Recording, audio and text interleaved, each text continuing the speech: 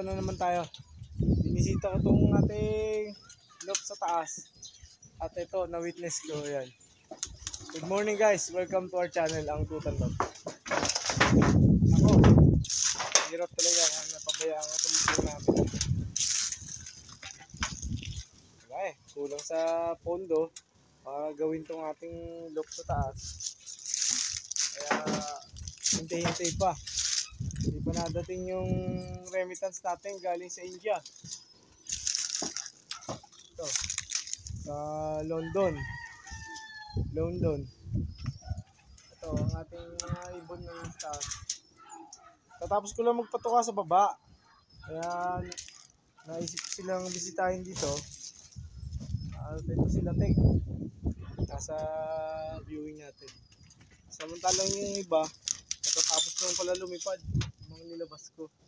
Kasi nasa loob sila kanina, kaya ngayon nasa labas na sila. Pero yung ating mga pang summer na ilalaro, nakikita ko nabawasan ng dalawa. Siguro apat na lang. Kasi mga singsing ng mga panlaro natin, puro pang North, CFL North. Kaya eto, punta muna ako dito sa loob natin sa taas habang sila ay binibisita. Yung isa natin, ito, yung mga ibon natin na nasa line feeder. Ayan po. Ayan, double na yung ibon natin na si Blade. Sa asawa niya na sa ano, ayan, yung checkered na malinis. Tapos samantalang ito, itong ibon natin na black widow na to, malapit na rin mga itlog. Ang asawa niya si Boss N. Samantalang itong babaeng to, napakaganda. Hindi ko mawari kung bakit na-inlove ako dito sa babae na to. Yan, babaeng kalapati lang po tinutukoy ko guys. Ayan. Samantalang ang napupusuan ko sa kanyang partner, ang maging jowa niya, ayan, ibon ni Paring Kaloy. Shoutout sa'yo Paring Kaloy Cupino. Ayan. Na pinili kong itabi para hindi madali ng mga nahingi, nabili, ganun, na trade. Mahirap eh. Ako muna. Hindi mo tayo madamot, pero ako muna. Ayan. Samantalang ito, si MacArthur. Hindi ko alam kung Artura o Arturo. Pero sa tingin ko, magandang ibon. Kasi, ano siya. Ayan. Big cock, pwedeng big hen. Na ano ko eh. Lilito ko. Talang ito, sa ating ibon, pumunta na sa trapping. Namatay nga pala yung kapatid nito, si Santa Ana. Ayan. Ayan. Samantalang yung iba, nalipad pa. Enjoy na enjoy nila yung paglipad.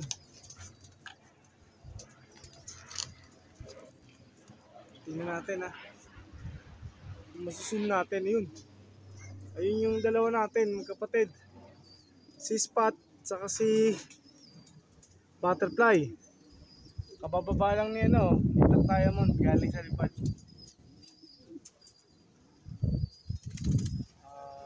Itong ibon natin na to, napaamo lang natin to. Old bird na siya na may daladalang PFC na singsing. Pero napaamo lang natin. Ayan. Ito yung si Spot saka si Butterfly, panalipad. Sumunod na to si si Marvin. Ayan. Ayan. Ito si Baby Dazzle. Ayan. Nagano natin. Mapapaba lang din galing sa lipad. Tingnan natin. Kasi makulimlim na panahon. Hindi yan pabor sa mga nangangarera. Pero bilang sila nilalabas ko lang, for experience yan, tawag yan. Ayan. Si Black Diamond.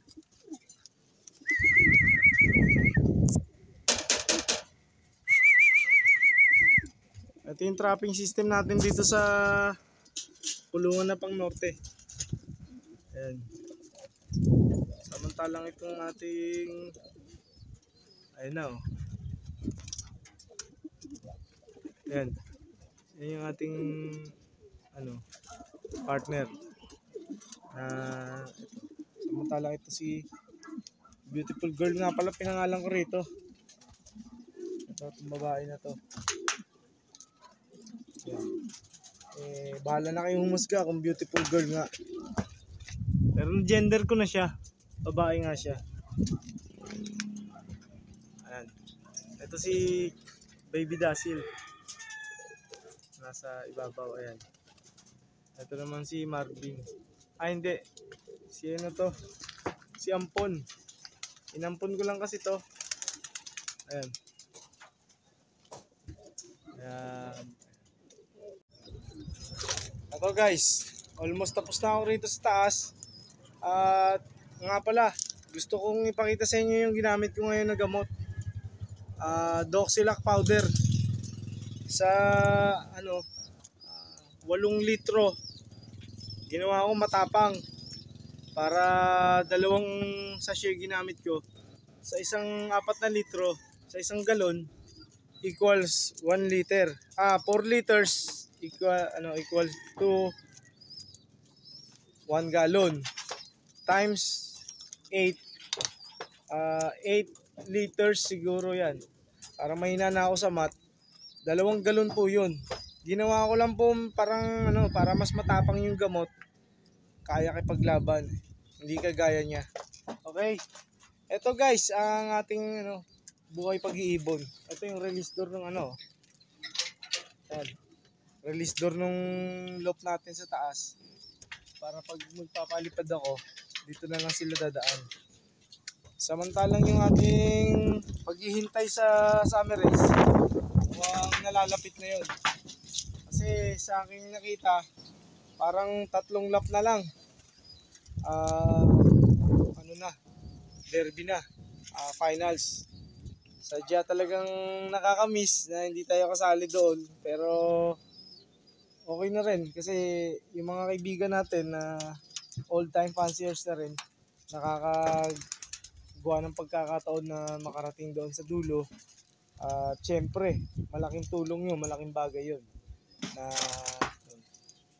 kaya lang hindi tayo kabali doon, hindi ako kasali sa derby. Sa very beginning nung ako naging isang fancier, talagang iba yung adrenaline na pinupush natin ng pagiging isang fancier.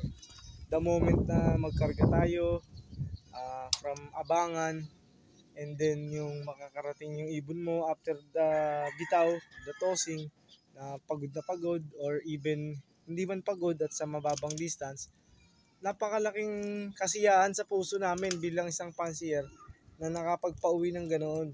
Para na kaming nanalo. Pero syempre, iba pa rin yung actual na panalo. Na meron kang pagkakataon na masabi naman na pangarap ng isang fancier na pare-pareho naman na to win and to be recognized as champion. Sana mangyari yun. Nangarap lang din kasi libre naman. Thank you guys. Keep supporting our channel, ang Tutanlop. Kung ngayon ka lang nakarating sa channel na to, sana maibigan mo na pindutin yung subscribe button niya sa ilalim. Subscribe all notifications. Saka paki-like and share na rin po. Thank you rin po sa ating mga supporters on FB, sa mga Dimantes. Thank you so much. Sa ating Real Stories friends, monetizations. Thank you so much guys. Hindi ko na kayo mapangalanan kasi ang dami nyo. And good luck po sa ating mga parating na parang hindi ako nagkakamali. Santa Magdalena, Sorsogon na ang susunod na loading natin. Kaya lang nakikinatin ako pero wala ako pang load. Thank you. And grachi. Arigato gozaimasu. Kyoskite. Sa salitang Pilipino, sa salitang Hapon, maraming salamat po at mag-ingat po tayong lahat. Good morning po.